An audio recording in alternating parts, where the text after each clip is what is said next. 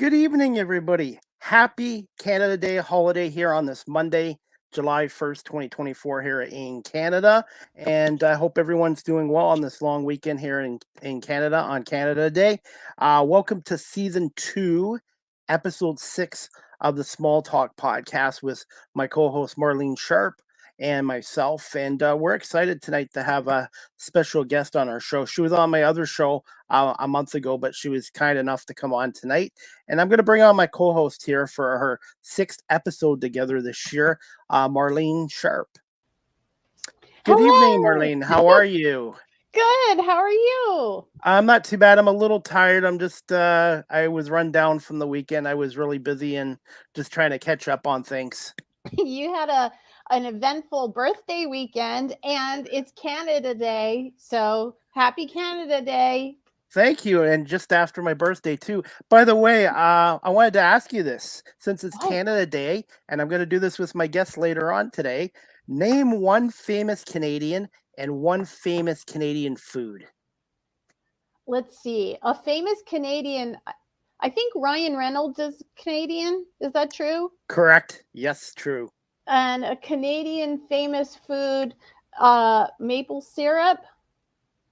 That's true. I was hoping you'd say poutine, French fries with gravies and cheese curds, but maple syrup's a good answer as well. So we're gonna put our guest on the spot when we bring her on in a minute too. I just thought I'd throw in a little fun. Yes. Should I ask you for one famous American and one famous American food? That's fair enough. We'll do that at the end of the show. Okay. Sure. But right. Hey, I was going to say thank you for coming on again. I'm looking forward to our show today. My pleasure. Our guest's name is Mariah Perry. She's the author of a self-help book called Green Eyes, and she's also a self-help coach as well. So I'm excited to have her on, and I think you'll really enjoy her. Yeah. I already checked out her book online, and she sounds like the perfect companion to my true crime podcasting habit. That's the whole envy thing that she's good at. So can't wait. Absolutely. And we're going to bring on Mariah Perry right now. And she's from Los Angeles as well. Oh, hooray. Hello. Nice to meet you. Hi, Mariah. Thank you for having me, Chris. Hello. Nice to meet you.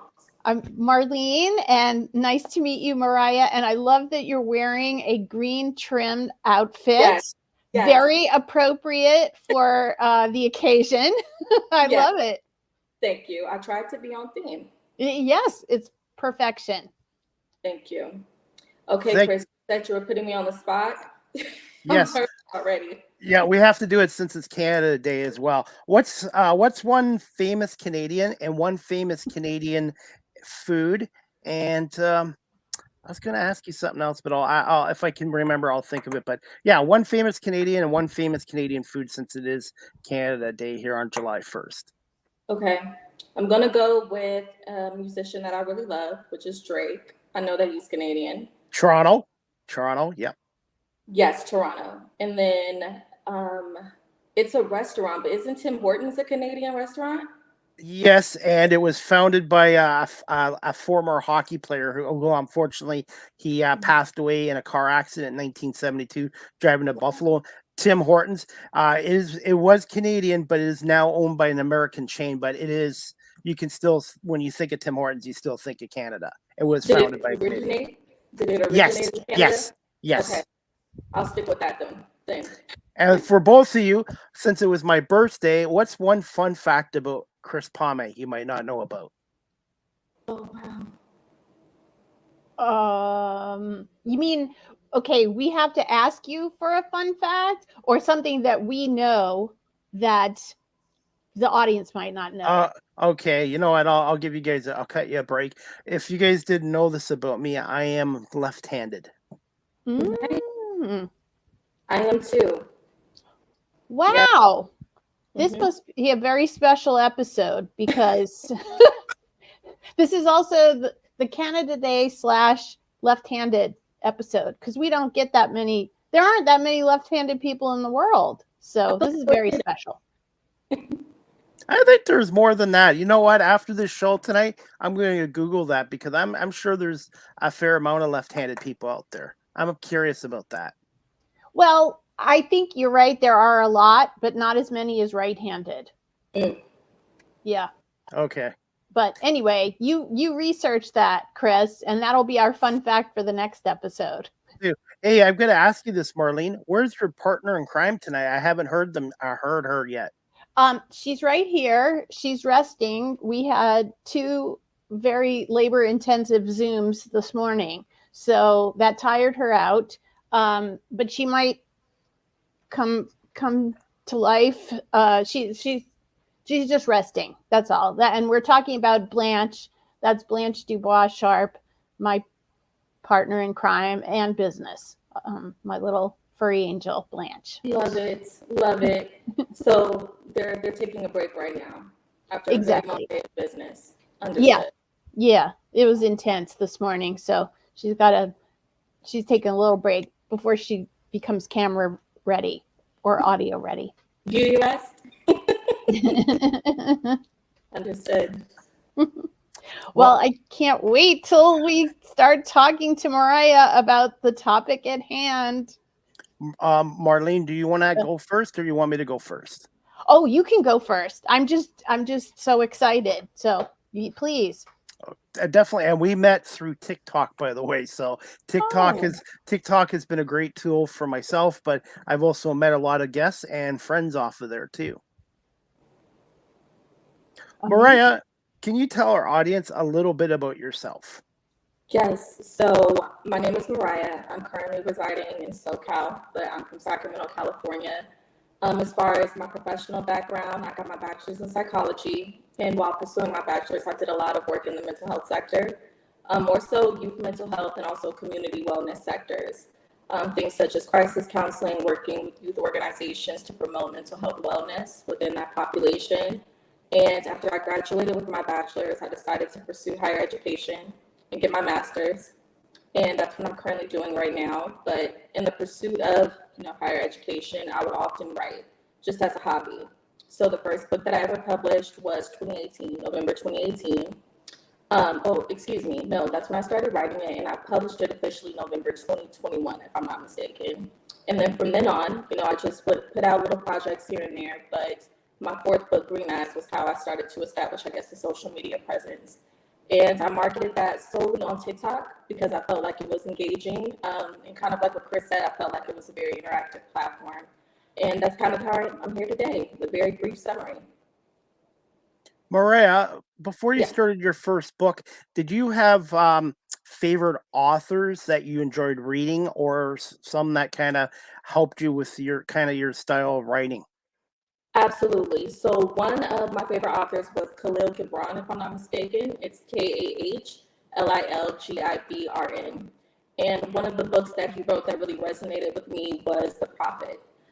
Some other books, just getting into more, I like to call it gritty content, right? Some people refer to it as like dark psychology, but books such as The Art of War, Sun Tzu, 48 Laws of Power, which is really notable. Robert Greene, spectacular author, very challenging, very engaging, knows how to, I even feel like Robert Greene has a great style with like communicating with, readers, staying really present even after publishing his book years ago. I would say that those are the main 3 that have stood out to me at this time.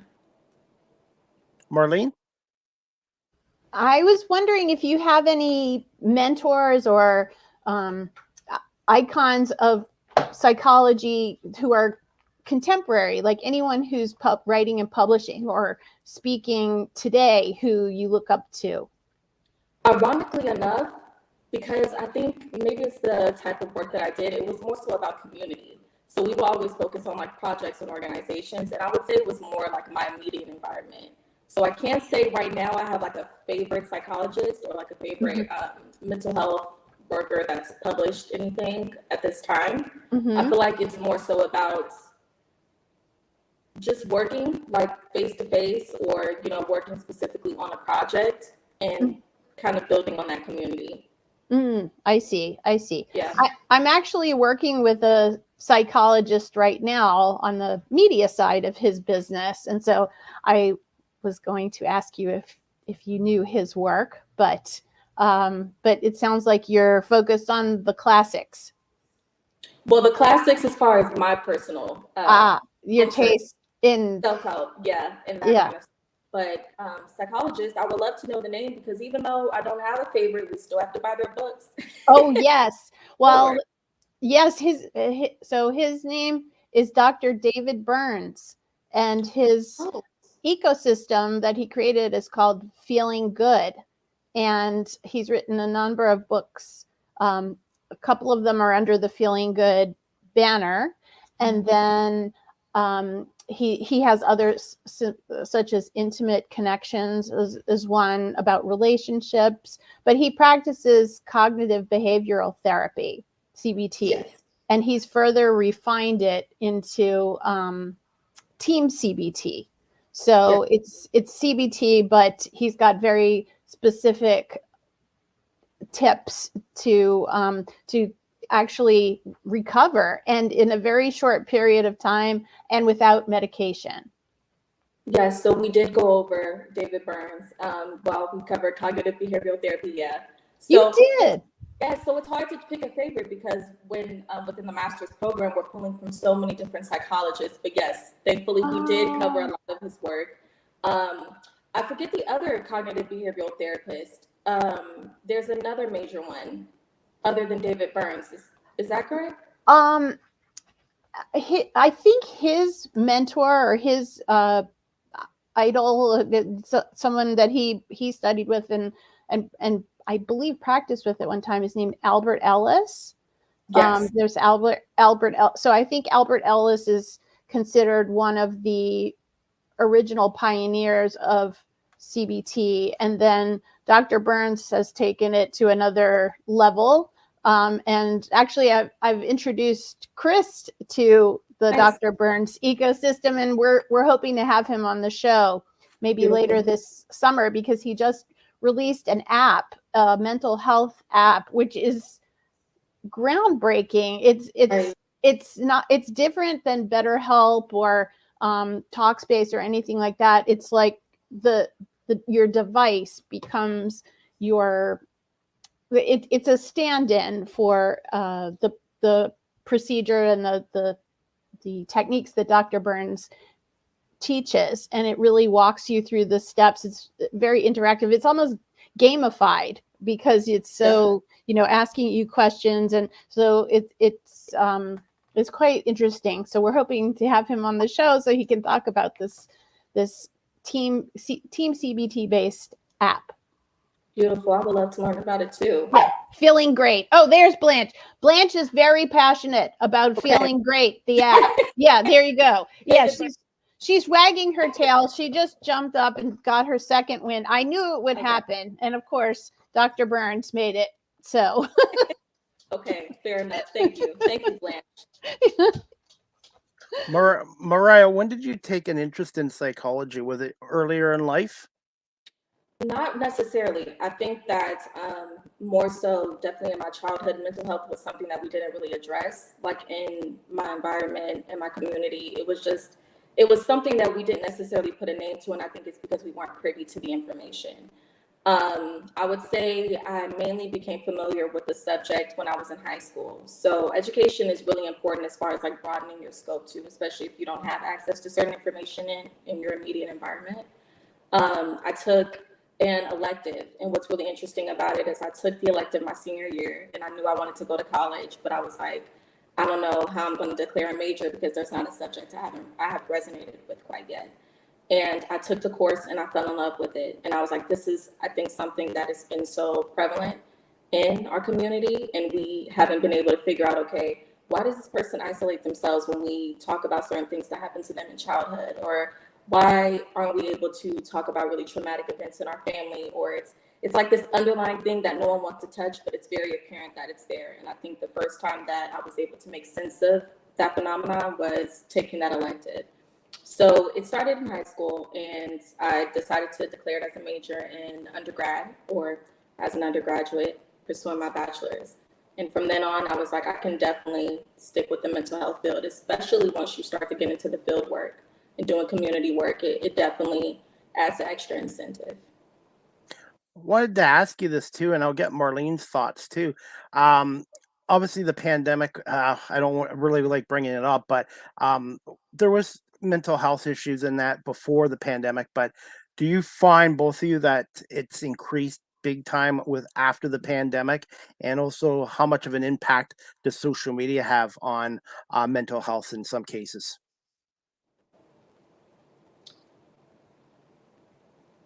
I can go first. Yes. Okay. I would say that after COVID, I actually feel like we started to talk about mental health more.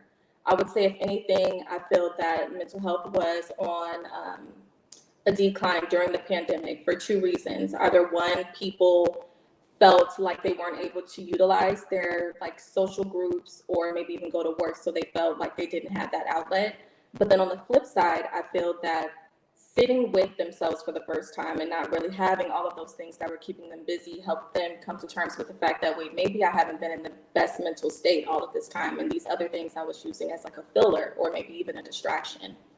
But I will say this though, I feel like I'm fortunate in a sense because it's the line of work that I do, and I'm pursuing education in that field. So we're always talking about mental health. We're always talking about certain articles and resources to put out to the community.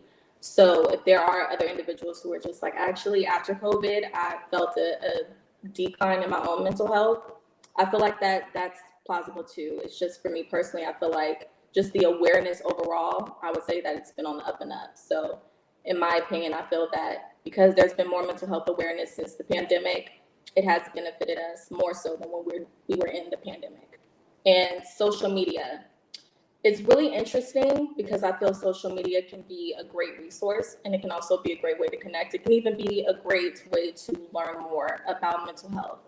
I think the downside of it is when people utilize social media kind of as their source of identity or a way to fill a void, whether it be an emotional void. And I think that that's really significant amongst the youth population in particular, because they haven't really, learned how to utilize social media outside of seeking it for validation in a lot of cases.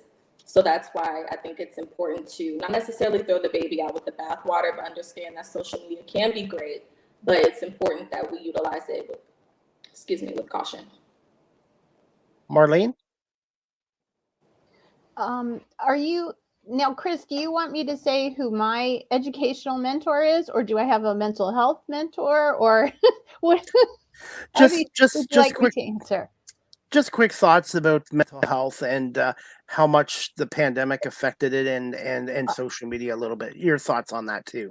Yeah. Well, not to sound like a broken record, but I'm going to go back to Dr. Burns because I started reading his books when I was in high school, and that was a long time ago.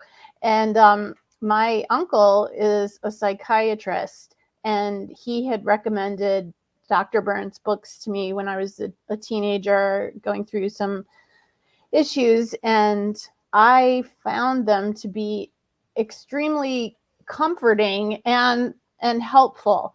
But through the years, I've collected a number of his books, and I found myself going back to them a lot during the pandemic, just because his whole philosophy is about changing the way you think, and then that changes the way you feel.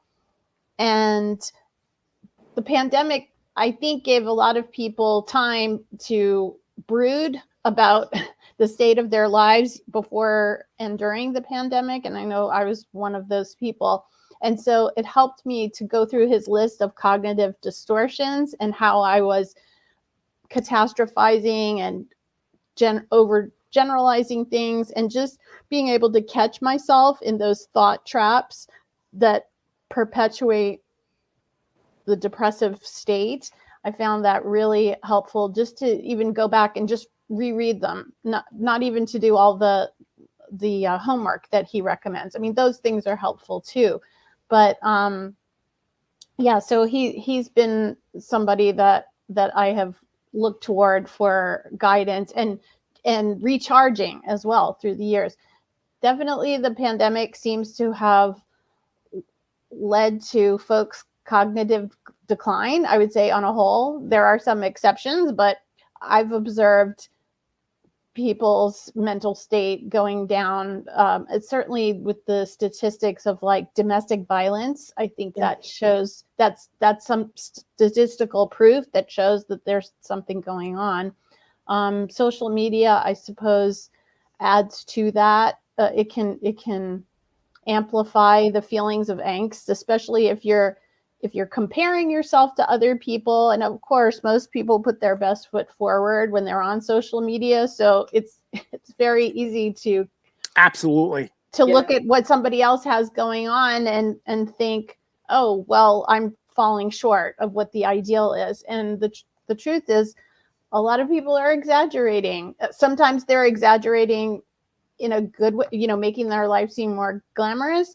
And then other times people are going the other way and complaining. And so it's not really an accurate depiction of what's going on in people's lives personally. And I think it's hard, especially for young people, to keep that in mind, that, oh, what you see on social media is not 100% the truth. So I agree with everything that you said, Mariah. And it's just a constant process of maintenance with mental health. I mean, the pandemic happened, but there will be some other world crisis that will come along that will derail everybody's day-to-day activities. And it helps to have some kind of go-to tool, method, a mentor, something that you feel is reliable that can help you stay on track. Yeah, agree. Mariah, since we have you on here, can you just tell our audience the difference between a psychiatrist, I guess psychiatrist, shrink, and psychologist, and the myths and social taboos for many years of, oh, if you go see a psychiatrist or a therapist, there's something wrong with you, which is not the truth.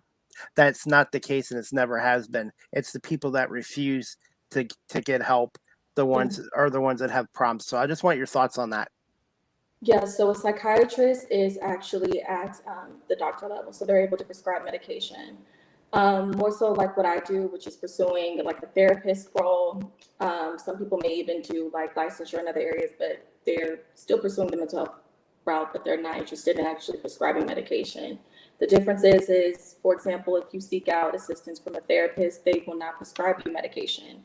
What they mainly focus on is kind of being that soundboard for you, also instilling in you certain tools, and even, working on your own self-confidence to work through certain issues that you may be facing relationally, emotionally, even professionally. And we also have the ability to refer individuals to psychiatrists if they need that extra assistance. Some therapists focus solely on individual work, like working with one client. There are other therapists who are able to work with couples or families. There are also therapists who can refer you to a group therapist if you're interested in building with community.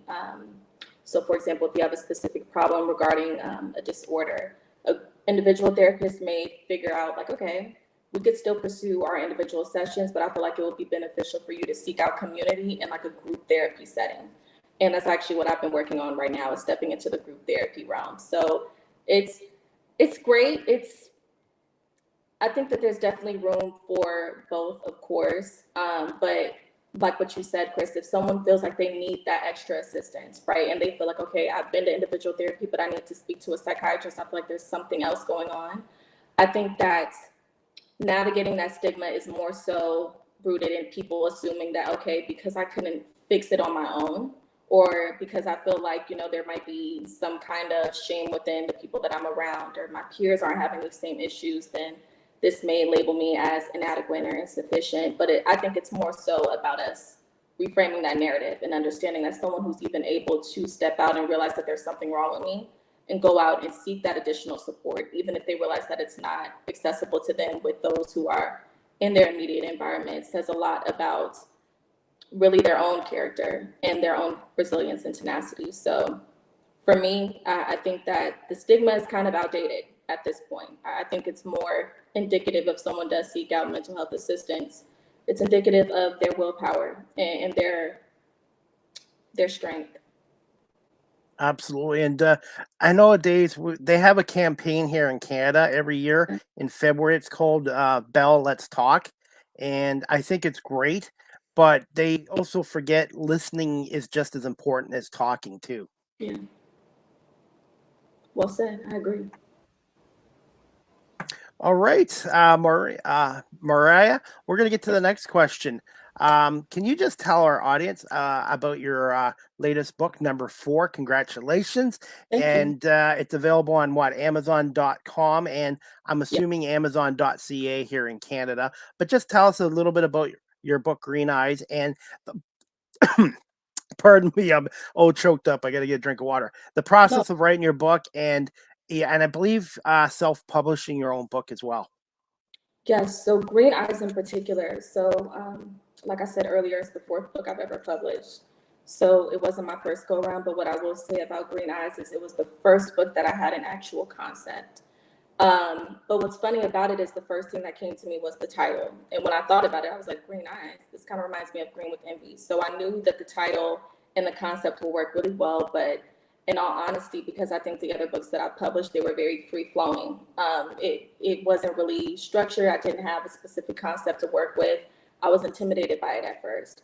But I've always been intrigued by the topic, especially when you're talking with your loved ones about certain things and just out of, your own concern for them, and they're telling you about a certain dynamic that they're having with someone that they're calling a friend. But when they're telling you all the things that they've done to them, you're just like, this doesn't sound like a friend. Watch out with this person. It was a concept that was always relevant, but it stays in your own circle. But what was really interesting is it was almost like right after I got the title and then the concept, all of these stories started to pop up on my timeline on social media in particular about certain people actually losing their lives because they were going out to certain trips or they were going out to certain events under the guise of, okay, we're going out as friends, and these people were actually setting them up for their demise. And then it wasn't until after the fact that certain mutuals were just like, yeah, this person has always kind of had an animosity towards this individual. So that's when I started to take it more seriously. And because, of course, I was pursuing my master's at the time, well, still am.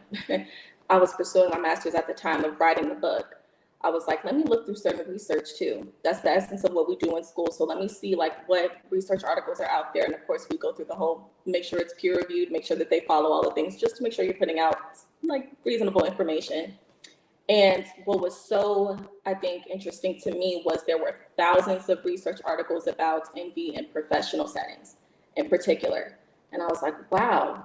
So when I started to look through it, what stood out to me is a lot of the articles talked about how the pressure to keep up with the Joneses in a professional environment actually started to hinder people's physical health because they weren't, very, very great research article, because they were more focused on an appearance rather than investing in things like, are you getting a physical checkup? Like, are you physically well? And I was like, okay, this is interesting. And so I looked into it a little bit more. And then there was also some polarizing research where they were saying that envy can be great as a motivating factor in a professional setting. But when I was looking through a lot of the other articles and actually putting myself out to, that's why I say community is really important, and putting your ear to, people who are actually in these environments and not filtering it out based off of, okay, a research article, just accumulate all kinds of information. Because even though some research articles were saying it was a great motivation or a great source of motivation, when I was talking to people who were navigating these systems and they were feeling really sick, their depression was increasing, they started to feel more anxiety, they started to feel lethargic, they started to get more cold and flu-like symptoms, they were super restless, they weren't getting a lot of rest. It was like the certain results, as far as saying it was a motivating factor, wasn't really aligning with people who were really dealing with these dynamics. So that's where I started to kind of dig my own heels into the information a little bit more. And I think more so pursue it on that aspect. And I'm not sure if that's because I'm focused on a client perspective and trying to accommodate for clients and focus on wellness and things like that. So I pursued it from that sense, even though there are some people who could probably pull from the other research and be like, well, if I do feel I wish I had that too, I could, motivate myself more and push a little bit more. But I think I was more so focused on holistic wellness, making sure that people were actually healthy, making sure that people were still able to function in certain environments. And sometimes it may even look like switching their environments if they realize that it's not it's not beneficial to them health-wise. So that's really the process of Green Eyes. Very hefty, but I took a lot of time because it was a lot of great information to dissect. But as far as self-publishing, like I said, because it was my fourth book, I was familiar with the process. It was super convenient, and convenient was kind of ideal for me because I am still working and pursuing school. But yeah, that's pretty much it. Self-publishing on Amazon is kind of all that I've known at this point. But I know I talked a little bit with you, Chris, previously, that that's not necessarily set in stone, right? I just kind of focused on what was convenient for me at the time. Marlene? Wow, so much covered with that last question and the answer. I'm so curious about the topic of workplace bullying, especially. I don't know if you find this, Mariah, but since we both live in Los Angeles and work in the entertainment or media industries, do you think that it's more prevalent here or in the media industries, or do you think that that's just the stereotype that it happens in all industries? It can happen in all industries, but I also don't want to disregard the fact that LA, it's different, because a lot of people, it's very different if we're being honest. I would say bigger cities like LA and New York, where a lot of people go to those places to pursue their dreams, because it's kind of marketed as like the lands of opportunities, if you will, especially LA, right? Hollywood and all of those things. I would definitely say that you see, I'm trying to mince my words here. Yeah, but it's hard to, but it's super important to talk about it. I would say that it's definitely a big deal here because people do come here a lot of the time for opportunities and not necessarily focusing on the community or, building with one another. And it may even be because of their own stereotypes coming into the city. But once you actually live here and you get to know people who have established themselves in LA or who were born and raised here, it's completely different. So I've had some people give me feedback too, like, no, it's you guys, it's the implants. Because I'm from Sacramento, they're like, it's the implants who kind of come with this opportunistic mindset. But I think too, just for me personally, I think because it's so much opportunity in LA in particular, it can be crab in the barrel, for lack of better words, or like survival of the fittest. A lot of people may have those experiences or may have that mindset. And with the entertainment industry in particular, it's interesting because I think we're fortunate enough in this era to see people kind of make a way and be a little bit more creative, versus I think in the past it was more it felt like some people didn't have access to certain things that we might now have because we have a medium such as social media. We do have that extra resource to kind of put people out there if they don't have those connections prior. So I would say now we probably aren't dealing with, in my opinion, I could be wrong, I would say in this day and age, we probably aren't dealing with maybe the same level of, I don't know,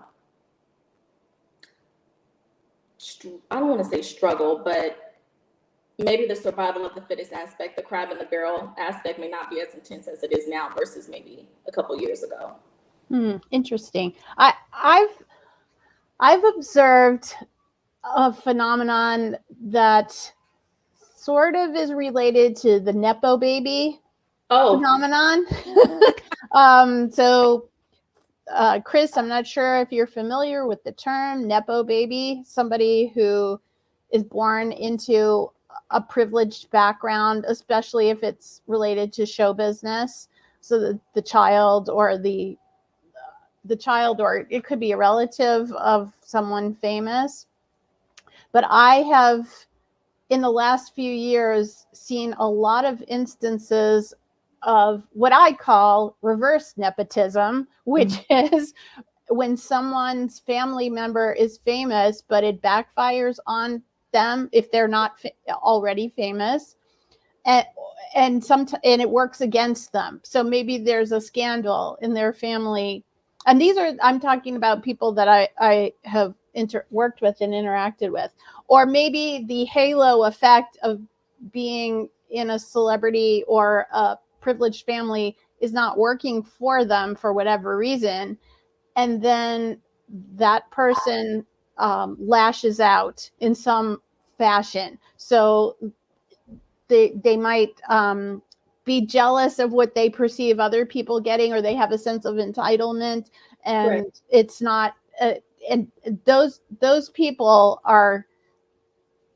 I'm trying not to name names, but Yeah. I call it reverse nepotism, and it's something that I've seen it amped up, and maybe it was the pandemic that brought it out. Maybe people, because I did see during the pandemic, just in going to the grocery store or a drugstore or something, where people perceived that resources were not readily available, like hand Yeah. sanitizer or toilet paper, and just Yeah. that grabby kind of like me. I've seen that in the last couple of years a lot in the workplace.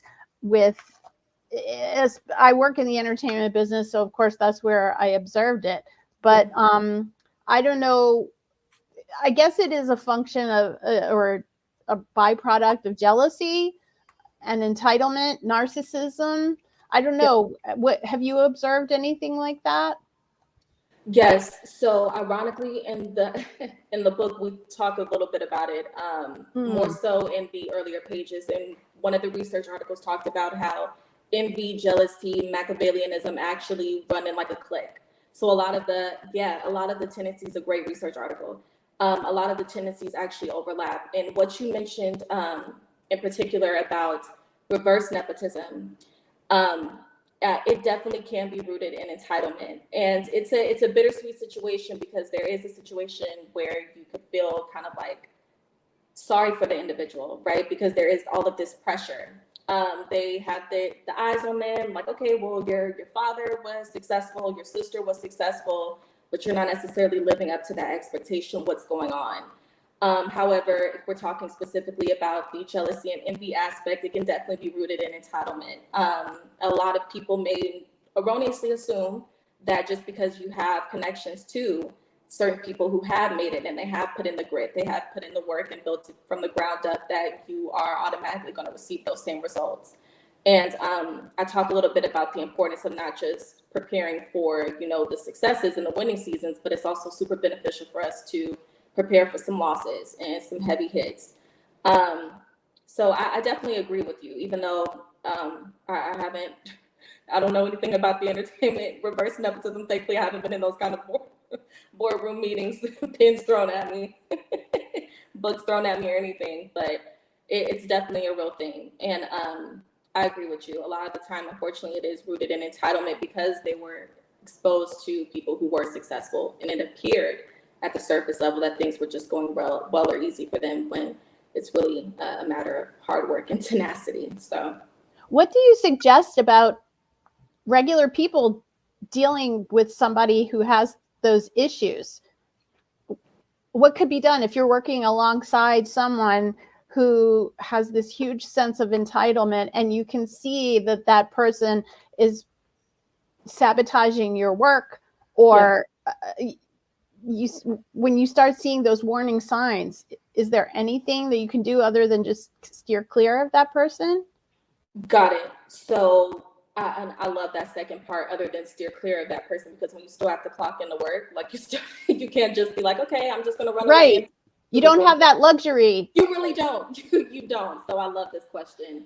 Other than steering clear of the person, for example, since you mentioned like the entertainment industry and someone sabotaging your work, if it's a situation where someone isn't pleased with the project and maybe they're throwing certain team members under the bus, and it's kind of jeopardizing the credentials and reputation of a particular organization or company.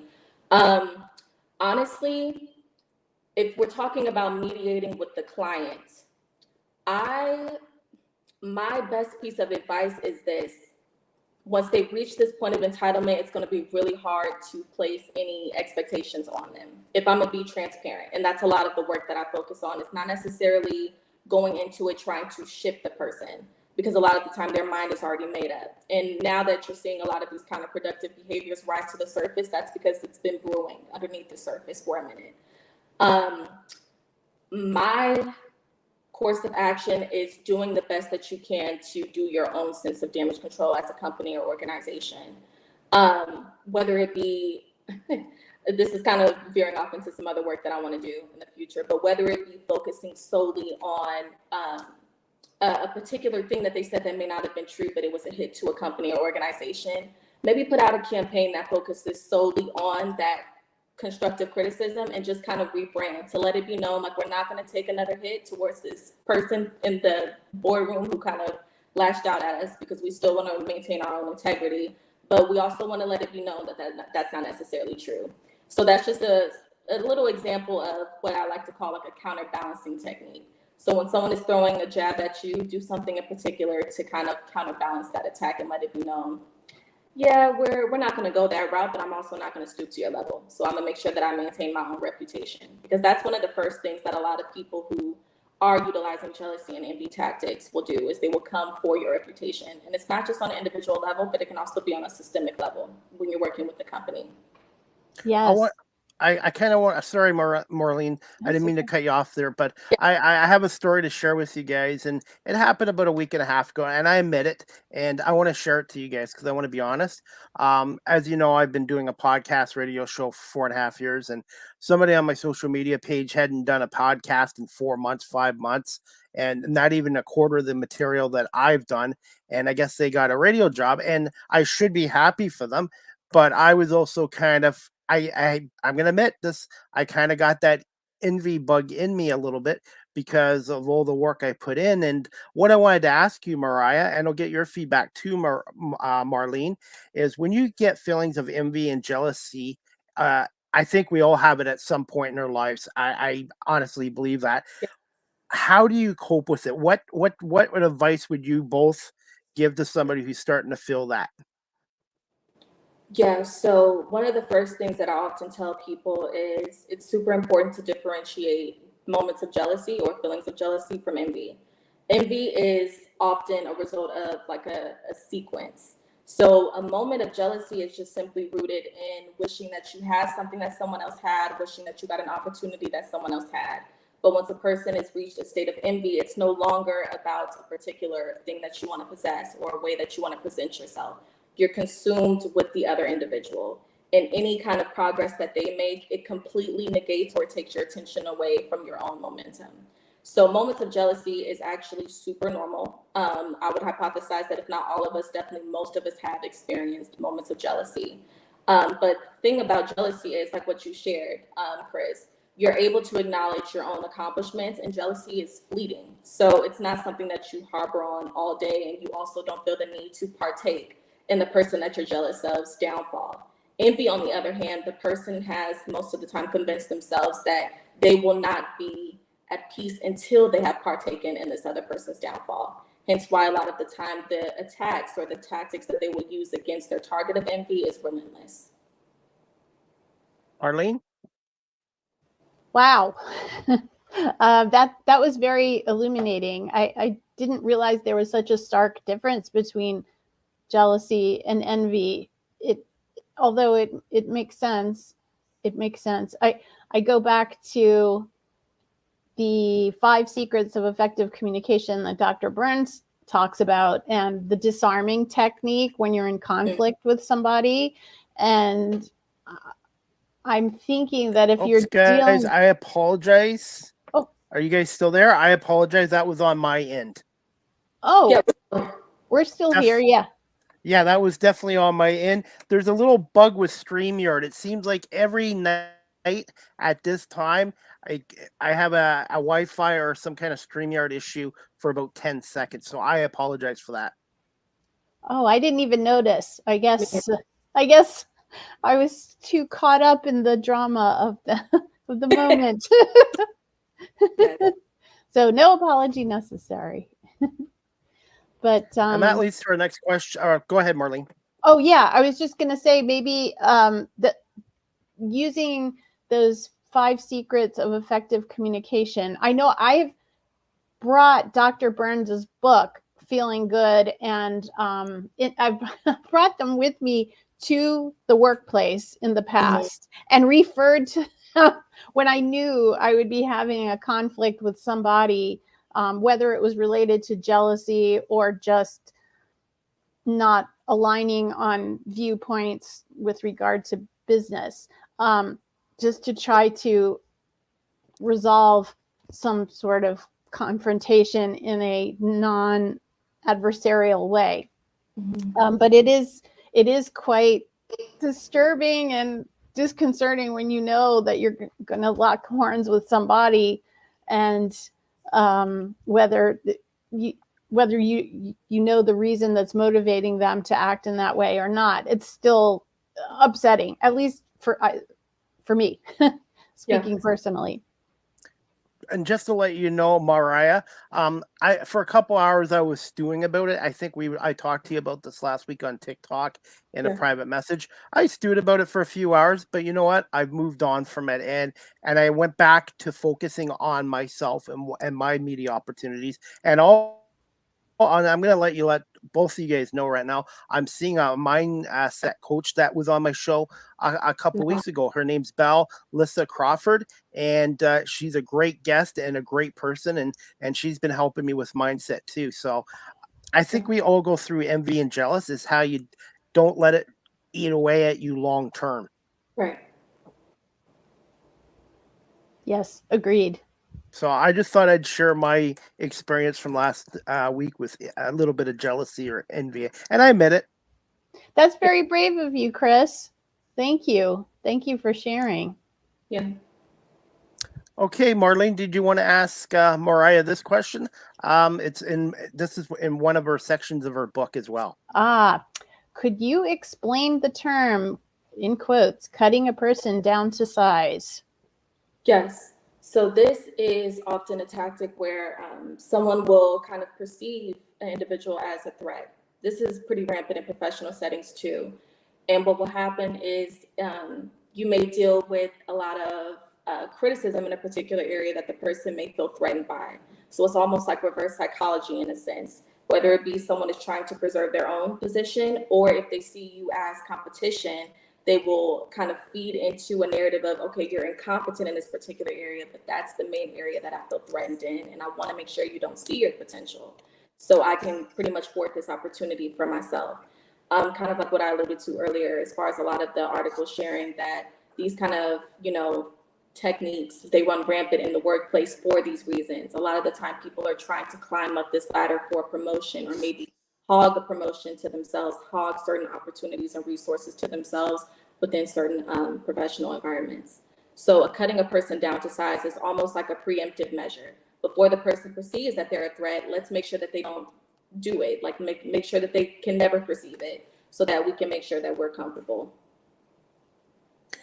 Can you just quickly explain the term for our audience, the word belittle, and how it is in the workplace these days? Yeah, so this is pretty significant when we're talking about workplace bullying, like toxic work culture, where really a lot of coworkers may not feel respected because it's kind of been established as a norm where people are kind of talked down to.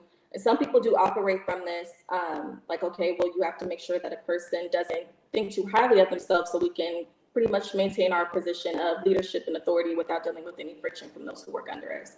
So even though the intention may not necessarily be negative, it's them trying to maintain order in a sense.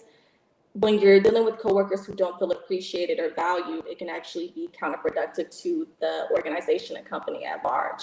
And I talk a little bit about that as well. I talk about it on my page too by reading a section called Never Step on Your Foot Soldiers. So a lot of companies and organizations don't realize that they're struggling and they're falling apart because their foot soldiers don't have an incentive to keep performing well. So that's just a brief summary of what I meant by belittling. Oh yeah, I love that. That's such a clever turn of phrase. Don't step on your foot soldiers. That's very clever. Trying to make it engaging. Thank you. I love it. I love puns. That's that's good. And it makes it easy to remember too. Thank you. You know the term bullying. I grew up in the 70s, and there was bullying in school, and the myth was it was always boys and stuff like that. But women can be bullies just as much as men, from what I've seen, especially in the workplace as well. Just thoughts on that from both of you. Absolutely. There's no gender preference when we talk about this at all. So yeah, when we talk about envy in the workplace or just toxic work culture, no gender is I guess more prone to the treatment or more prone to exhibiting these characteristics and traits over the other? My mom is a retired preschool teacher, and she would see it in children as young as 2 and 3 years old. Wow. Yes, and now that I think back on it, I saw those examples in my childhood when I was 2 and 3 years old, but I guess I didn't contextualize it in the same way. An adult has a different view. Of course, her being my mom being the teacher and observant of all the behavior from a 30,000 foot view, literally and figuratively. But yes, she would describe instances of bullying amongst these little babies. So I think it's part of sadly, it's part of our survival instinct as human beings.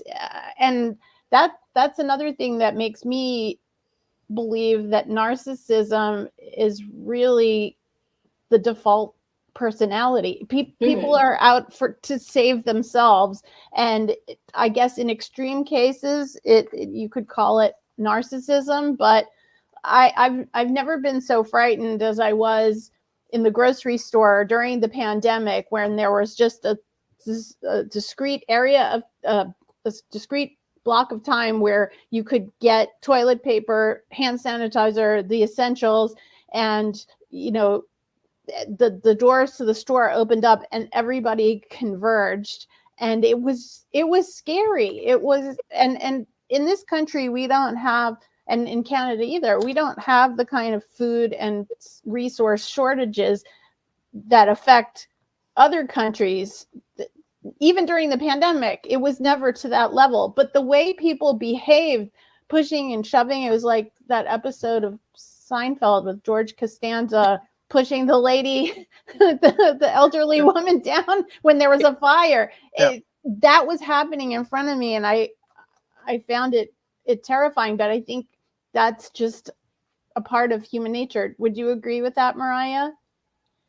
Definitely, in a sense of, I know certain people who have actually studied narcissism exclusively. They talk about how nobody is completely free of narcissistic tendencies and traits. Narcissism is more so about the traits getting to, I guess, a more intense level, but everyone has a certain level of narcissistic traits. And even some people have used references. It's like, well, when we post on social media and we're looking for the likes, that's a form of us being a little narcissistic. So it's not necessarily something where a person doesn't have any narcissistic traits versus an individual who has a lot of them. We all have a little bit of it in us. In a sense of what you were talking about with kids in particular, your mother being a preschool teacher and seeing these traits in children early on.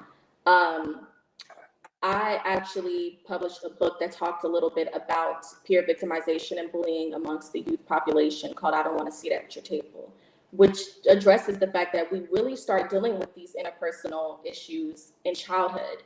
But the issue is we don't know what is going on. We're just like, wow, why am I isolated at this table? Or why is it that every time I walk up to these kids, they talk about how horrible my shoes look, right? And more so what I was interested in when publishing that book is the importance of relying on people like your mother, who were the preschool teachers, and they were looking at these dynamics, going to those individuals when we're children as our soundboard and as our sense of support.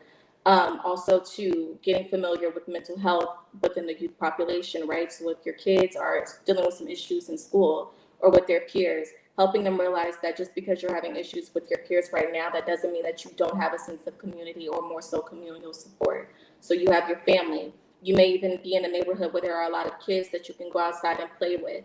That's still your sense of community. You can have your mental health therapist, your psychiatrist that you go and see, that you can utilize them as a soundboard. And, the illustrations show that to kind of get kids familiar with the fact that these issues that you're seeing now are going to present themselves again once you're an adult. But what was really important is helping children understand that, like, once we start becoming familiar with this phenomenon early on and we start sharpening these tools early on, it's only going to position us for success in the future. So I love that you brought that up, Marlene, because you're right. It's prevalent when we're as big as this. It's definitely, I really don't feel like it's avoidable. It's not avoidable.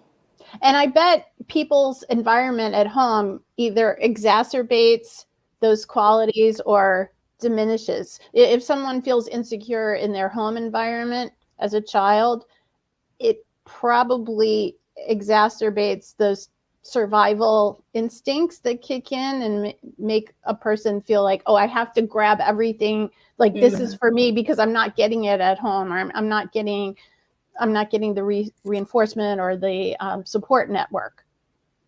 Absolutely. I could definitely see that too. And there's also the other end of the spectrum as well. I remember I had a friend, and they confided in me about the fact that because they got so much love and support at home, once they started to have interactions with peers who weren't receptive to them, it was a culture shock. So they kind of froze, and it stunted their like progress in life, and it made them feel kind of like they couldn't find a footing. So I definitely agree that, you know, whether or not you learned the tools in your home or you had to learn it somewhere else, that can definitely dictate how difficult it is for you to adjust. Mariah and Marlene, do you have a few more minutes? Because this is a great conversation we're having. I love it, but sadly, I don't have a few more minutes. I will be honest. This is my tough love speech. I do have I have another appointment, and Blanche is keeping me on task. So okay, well, hey Marlene, when you have to go, I'll wrap it up with Marlene. Mariah, I got mixed up, but I wanted to ask you this, Mariah. For those who are watching this live streamed and on audio and on WQE 99.1 FM, whether they're male, female, whatever their gender is, and they're being bullied at home, at school, or in the workplace, what advice would you give to those people? Yes. So what's super interesting about when you're dealing with conflict in a particular area, whether it be your family setting, your workplace setting, a friend group, is kind of what Marlene talked about a little bit earlier with the CBT technique. We can have this tendency to over focus on the negative. So there's this need to kind of reframe our thinking. And this is definitely a mental health tactic, but to put it in simple terms for people who aren't familiar with CBT techniques and all of that, it's just a matter of understanding that your experiences are not limited to that place that you're facing conflict in. So sometimes we have to get creative about intentionally finding other environments to pour into, and when we realize also that it's reciprocal, they're pouring into us. So just because you may be experiencing some kind of conflict in one area, that doesn't mean that it's set in stone. Put yourself out there, expose yourself to new groups, new environments, new experiences.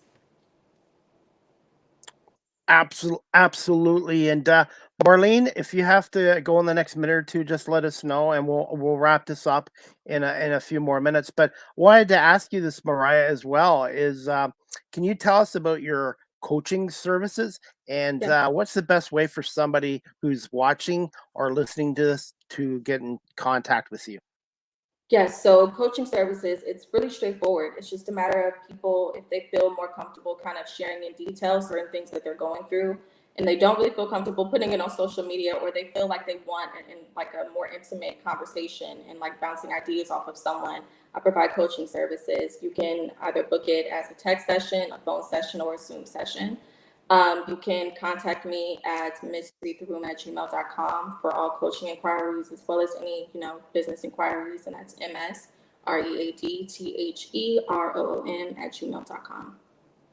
Marlene, before we let you go, any final thoughts?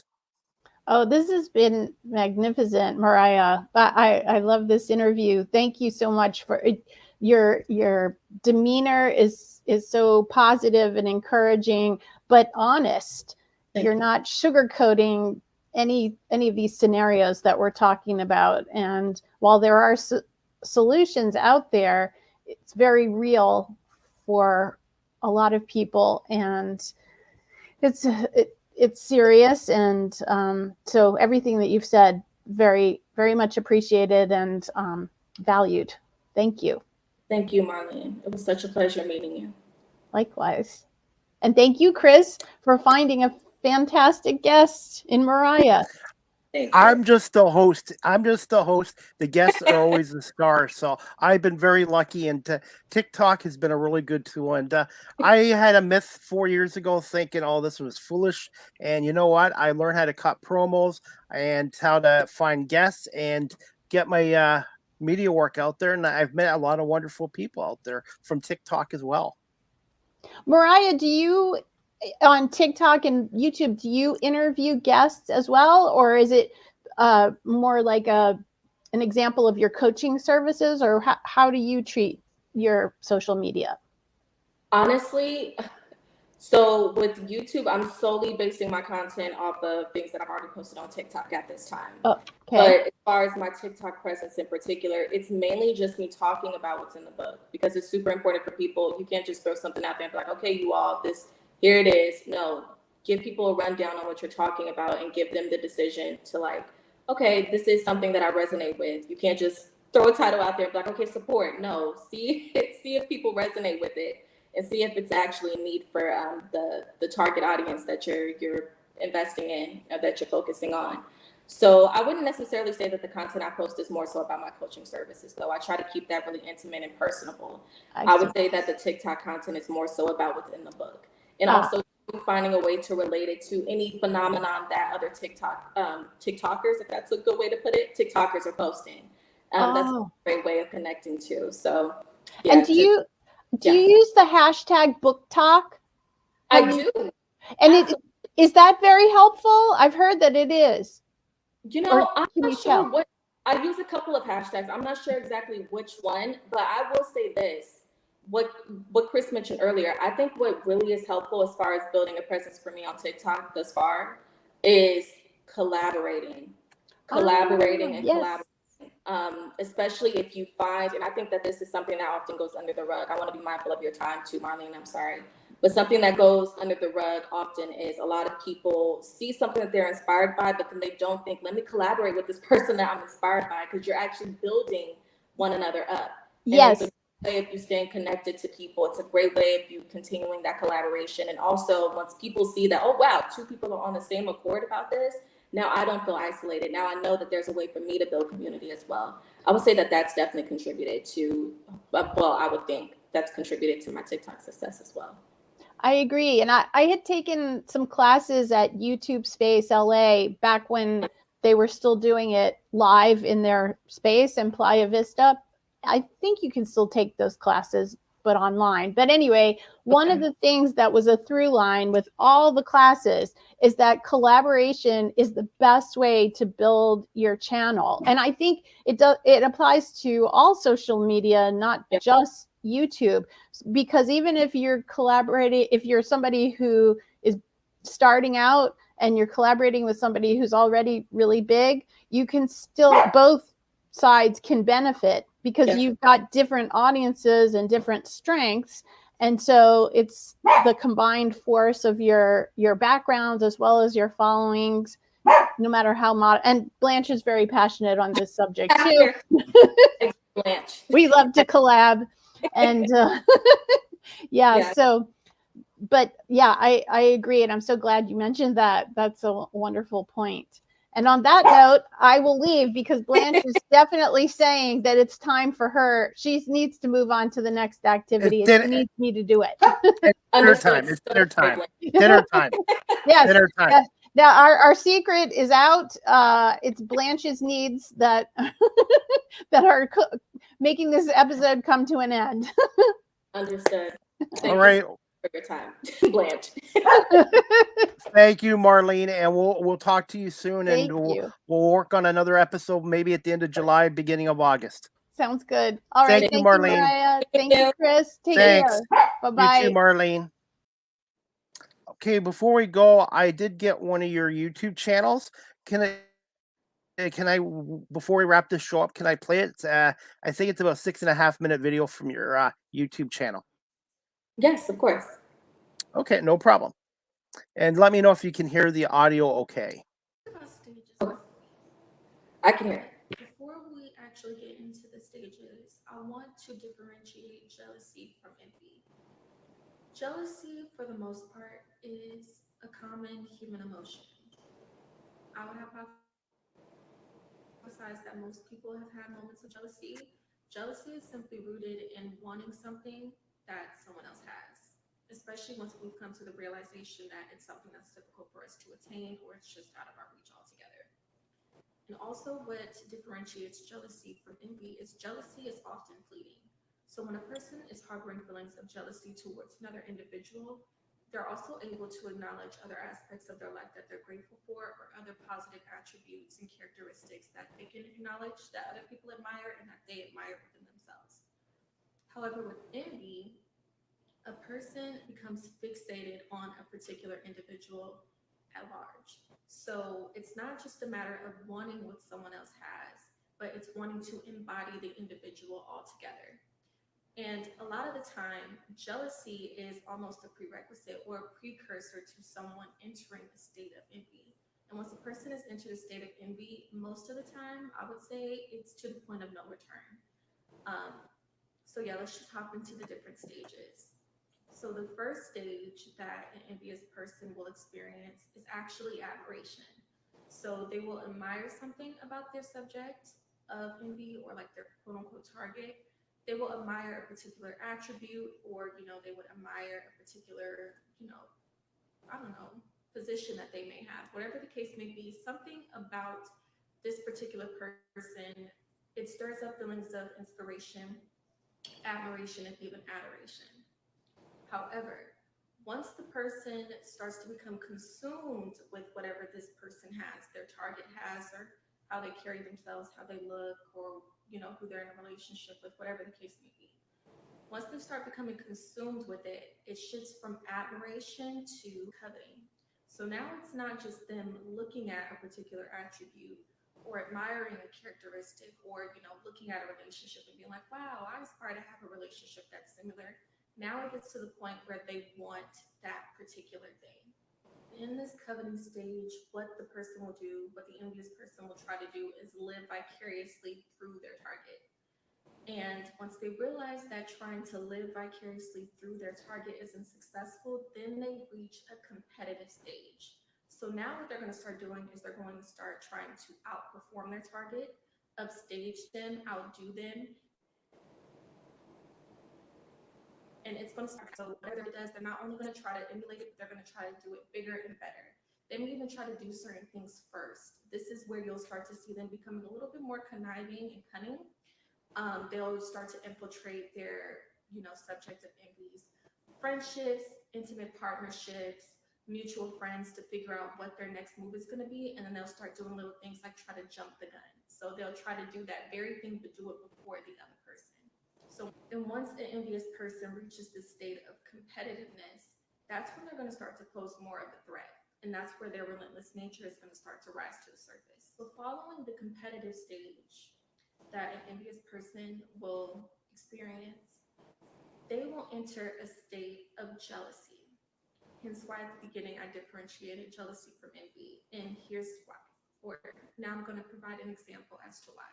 So the jealousy typically follows the competitive phase once the envious person realizes that competing with their target hasn't been successful. They haven't attained that thing. They haven't been able to, outperform their target, or they just haven't been able to get people to shift their attention from the target onto them. So what will now start to happen is the envious person, when they're in this jealous stage, they'll start to become more petty. Like what I said earlier, more conniving, more cunning, more crafty. Now, following the jealousy stage, once a person has surpassed the jealousy stage, they've now entered the envy stage. And this is where they become so consumed with their subject of envy that their behavior starts to become irate, impulsive, and irrational. So it's a bittersweet situation to be in if you find yourself being the target of this person's envy, because a lot of the time when they enter the state of envy, their behaviors will cause them to self-sabotage. But before they reach that point where they do self-sabotage, you have to endure an immense amount of criticism, attacks, and just a lot of schemes that are uncalled for. You'll be like, okay, why is it not enough for this person to see me just step back? Like, why do they Why are they so concerned with constantly coming after me, coming for me, and jeopardizing and sabotaging everything that I have, even if I have less than them? It's not enough for them to see you down and out. They want to make sure that you're out of the way completely. They don't want you, it's not even about you succeeding past them. They don't want to see you have anything once a person has entered a state of envy. So, now that I've briefly explained the different stages of envy, I also want to encourage people that understanding, the signs and even, certain characteristics within an envious individual is not enough. So one thing that I do talk about often is every envious individual doesn't have the same pick of poison, meaning that their delivery is going to be different. You may encounter an envious person who is more upfront with their dislike towards you, and you may encounter an envious individual who is more discreet. It's important for you to learn what each envious individual's strategies and tactics are. Additionally, it's not just enough for us to know the signs, to know the different types of envious individuals and the strategies that they use, but also what we can do to preserve ourselves, whether it be to preserve our sanity, because going back and forth with the envious person, it can be taxing on you mentally, emotionally, psychologically, spiritually, even physically. It could start to lead to like physical repercussions. It's important for us, like I said before, it's important for us to learn what we can do to preserve our mental well-being, our physical well-being, and just overall progress. And I want to plug a resource here that is available on Amazon. You can either get a physical copy or you can get a ebook. And this dissects and it covers everything that I talked about so far. Not only different signs of envious individuals or how to detect an envious individual in your life. Additionally, the different types of envious individuals and their strategies and tactics, but also what you can do to implement prevention and intervention strategies. So I've included the screenshot here. Let me know in the comments, what your experiences have been with envious individuals, and also if there's any other questions, comments, or concerns that you all had, or a particular video that you all would like to see next.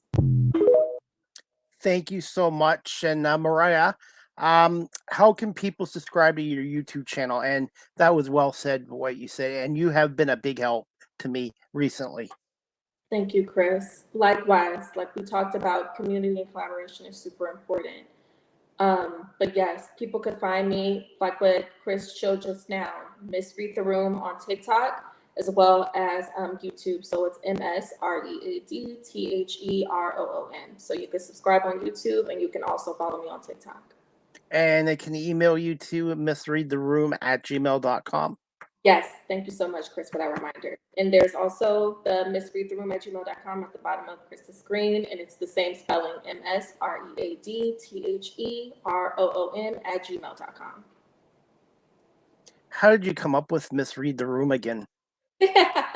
Love that. So, and it's so funny because now I'm just like, Mariah, you probably should have just went with your regular name. But when I started on TikTok, I wanted a clean slate to promote the book because all of my other social media platforms, I really hadn't established myself as an author. Like I said, it was just, I was throwing out projects here and there, but with Green Eyes, I wanted to be more intentional.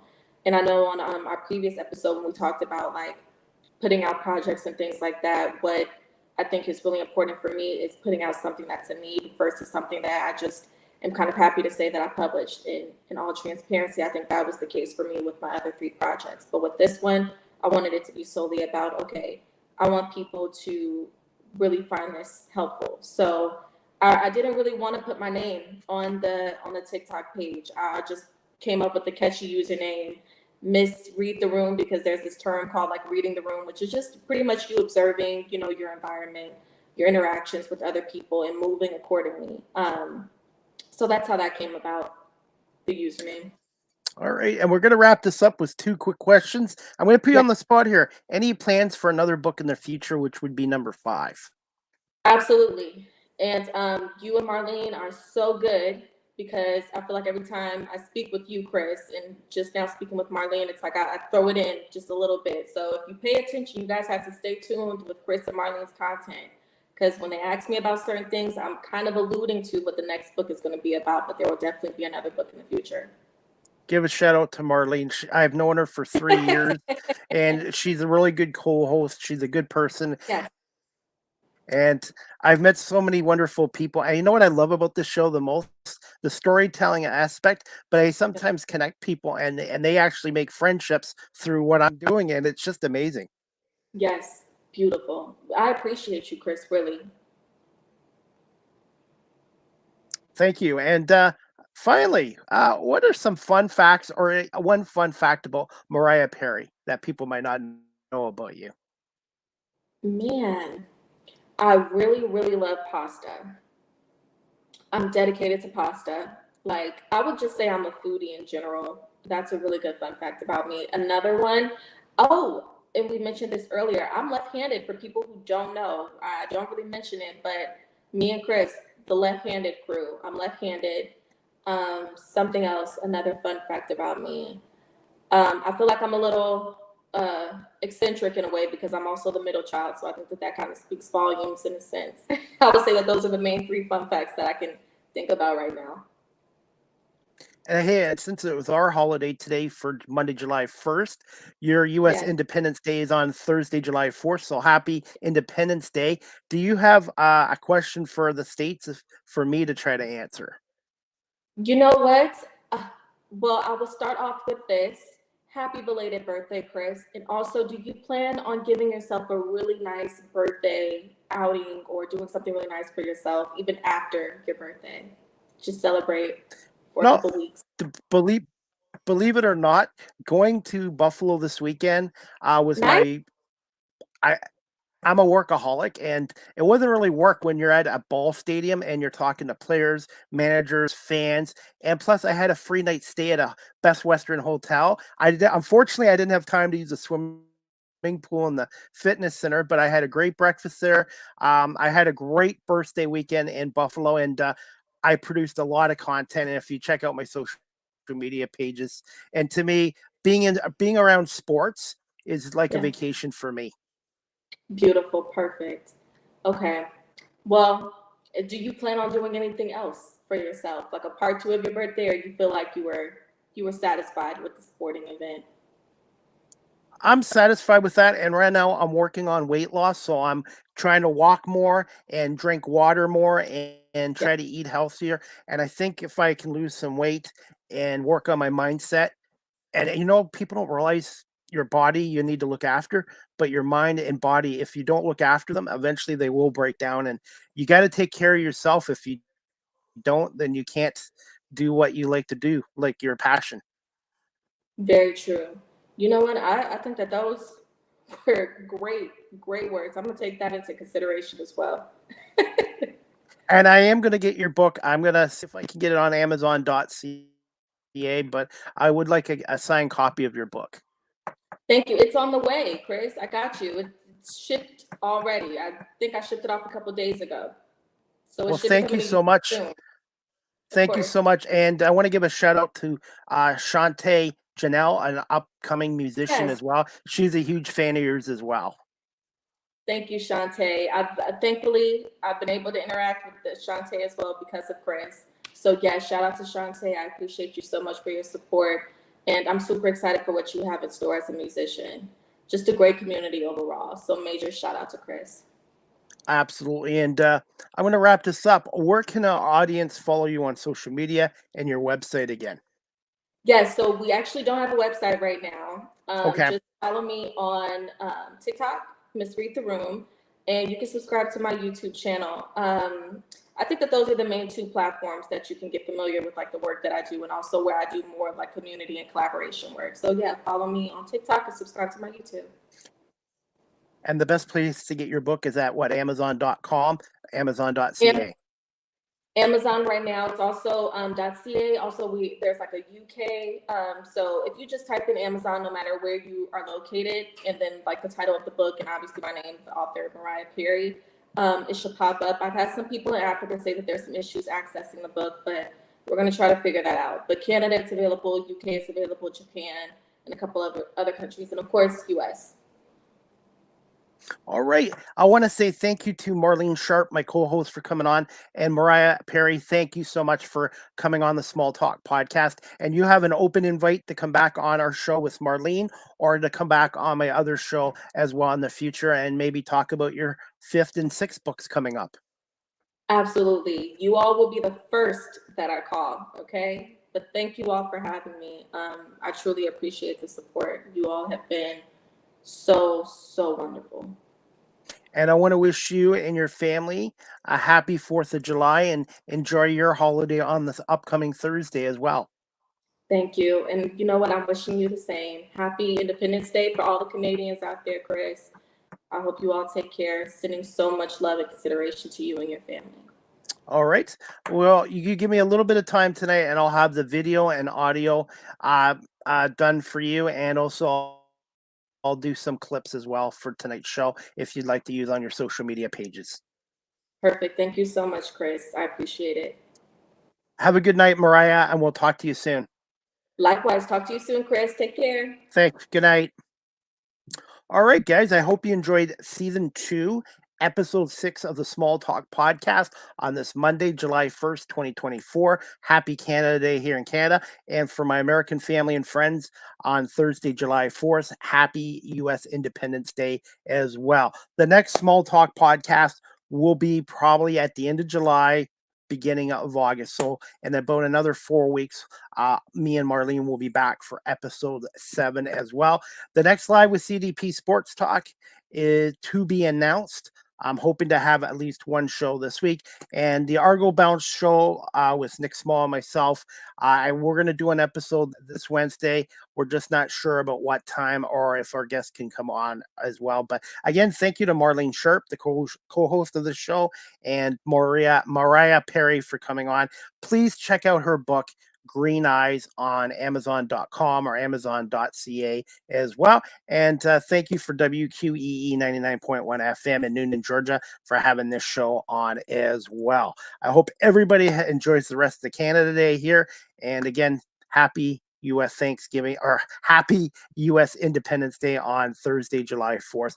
We'll see you guys back for the Small Talk podcast in about 4 weeks and a month from now.